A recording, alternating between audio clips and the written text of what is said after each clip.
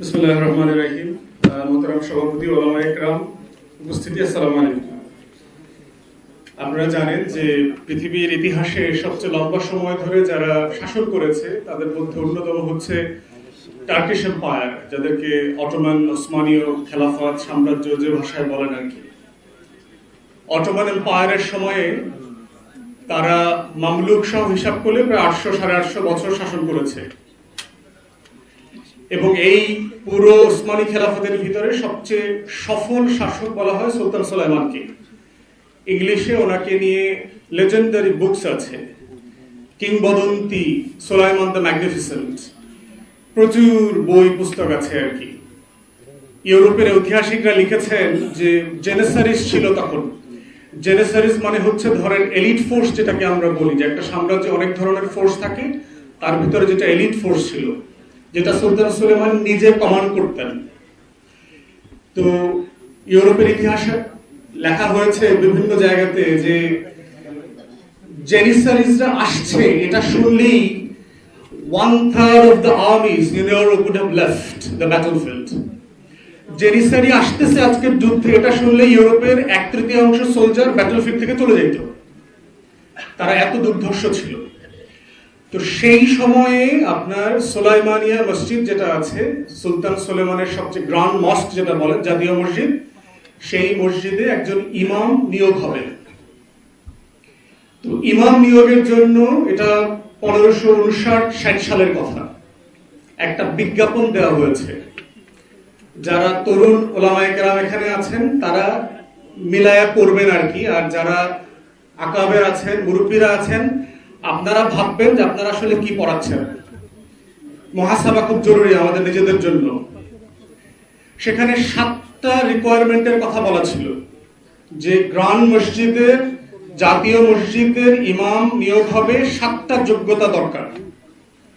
প্রথম বলা আছে তাকে 4টা ভাষায় পারদর্শী হতে হবে, আরবি, ফার্সি, তুর্কি এবং ল্যাটিন।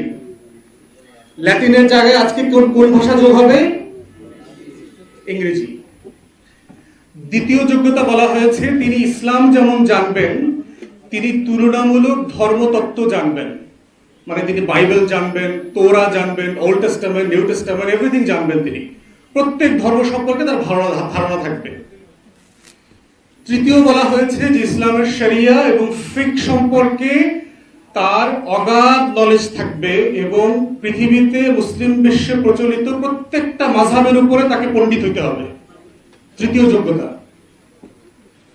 চতুর্থত বলা হয়েছে যে তিনি ম্যাটেরিয়াল সায়েন্স সম্পর্কে জানবেন, যে ফিজিক্স, কেমিস্ট্রি, বায়োলজি, ম্যাথ, এই যে সায়েন্স গুলো আছে, বিজ্ঞান, অঙ্ক, এর প্রত্যেকটা জিনিস সম্পর্কে উনি মাস্টার হতে হবে। পঞ্চম যোগ্যতা বলা হয়েছে যে তিনি যুদ্ধবিদ্যা সম্পর্কে জানবেন, তিনি তীর চালাতে পারবেন, তিনি ঘোড়া সওয়ার করতে পারবেন, যুদ্ধের যে যত আইটেম থাকবে সেগুলো উনি জানবেন। ষষ্ঠত বলা হয়েছে তিনি দেখতে খুব স্মার্ট হইতে হবে, পেটে ভুঁড়ি থাকতে পারবে না, মোটা হইতে পারবেন না, হ্যান্ডসাম হইতে হবে, একদম স্মার্ট হইতে হবে তাকে। এবং সপ্তম বলা হয়েছে তার কণ্ঠ অসাধারণ শ্রুতিমধুর হইতে হবে। এই হলো তার 7টা যোগ্যতা। এর প্রত্যেকটাই বর্তমানে প্রযোজ্য। শুধু যুদ্ধবিদ্যায় যেখানে ওখানে মার্শাল আর্ট, তীর চালানো, ঘোড়সওয়ারের কথা আছে, তার বদলে আপনি বর্তমানে পড়ে নেন যে আপনাকে এসএমজি, এলএমজি চালাইতে জানতে হবে, ট্যাঙ্ক চালাইতে জানতে হবে, যুদ্ধ বিমান চালাইতে জানতে হবে, এটা রিপ্লেস করেন। আর হচ্ছে ভাষার যেটা, এখন তরুণ ওলামায়ে কেরাম যারা আছেন তারা আজকে বাসায় গিয়ে আয়নাতে দেখে চিন্তা করবেন, এই বিজ্ঞাপনটা যদি 2024 সালে দেওয়া হয়, আপনারা একজনও আবেদন করতে পারবেন কিনা? আপনাদেরকে ছোট করবার জন্য বলছি না, আমাদের মুসলমানদেরকে দেখবেন সারা দুনিয়াতে হট হেডেড বলে, গরম মাথার লোক বলে, মিট ইটার বলে, গোশত খায় বেশি, এসব বলে আমাদেরকে। পশ্চিমারা ওরিয়েন্টালিস্টদের লেখা পড়েন, দেখবেন আমাদের সম্পর্কে এই ধরনের শব্দ তারা বলে। বলার কারণ আছে না? কি মনে করেন আপনাদের কাছে? আমি তো ঠিক কথার ভিতরে যুক্তি খুঁজে পাই, আমি তো সেই ইমাম খুঁজে পাই না। আল্লাহর মেহেরবানিতে মুসলিম বিশ্বে, অমুসলিম বিশ্বে অনেক দেশ আল্লাহ আমাকে ঘোরার সুযোগ দিয়েছে, আমি তো এই 7 যোগ্যতার আলেম খুঁজে পাইনি তো এখনো। আমার উলামায়ে কেরামদের প্রতি আমার কোনো অশ্রদ্ধা নাই, আমি আপনাদেরকে ওয়ারাসাতুল আম্বিয়া মনে করি। কিন্তু বুঝতে হবে যে আল্লাহ তাআলা অযোগ্য ব্যক্তির হাতে নেতৃত্ব দেন না, পৃথিবী দেন নাই কখনো। সারা পৃথিবীর নেতৃত্ব উসমানীয়দের হাতে কেন দিয়েছেন, এই বিজ্ঞাপনটা আপনাদেরকে মাথায় নিতে হবে। শেষ করছি যে একটা রাষ্ট্র, একটা সমাজ থেকে শিক্ষা ব্যবস্থা আসলে কি চায়, সেটা হচ্ছে যে তিনটা জিনিস অ্যাচিভ করতে চায় নাগরিকদের কাছ থেকে।